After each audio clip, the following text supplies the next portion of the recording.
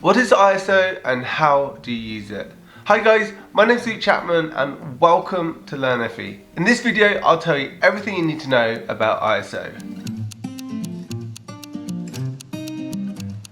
What is ISO? ISO is the sensitivity of your sensor in your camera. As light passes through the lens, you press the shutter button and the shutter opens. As the light hits the sensor, it's that sensitivity of the sensor is ISO. We measure ISO in ISO 100, 200, 300, all the way up into the thousands. How high an ISO you can go will depend on the type of camera that you have. With ISO, you can change it so you can get a stop of light. So ISO 100 to 200 is one stop of light. ISO 200 to 400 is another stop of light. And ISO 400 to 800 is another stop of light. As you can see, as the ISO doubles every time, then one stop of light is achieved. As a general rule, when you shoot in bright light, you're usually shooting with a low ISO. And if you happen to be shooting in low light, then you will generally be increasing the ISO to a higher ISO value. The best thing about shooting on a low ISO is you produce the best quality image possible. As the light levels start to reduce, then you'll have to increase the ISO and make the sensor more sensitive to light. The only downside to increasing the ISO is that the quality of the image will start to deteriorate as more electricity is pumped through the sensor and the image is reduced.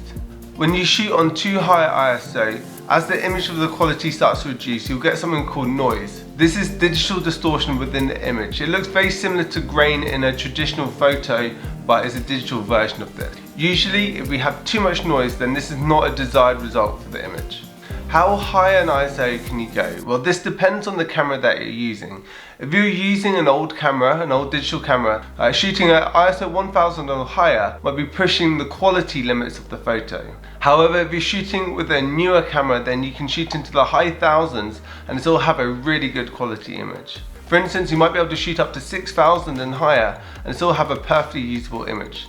This means you can shoot in lower light levels because you have a much higher ISO.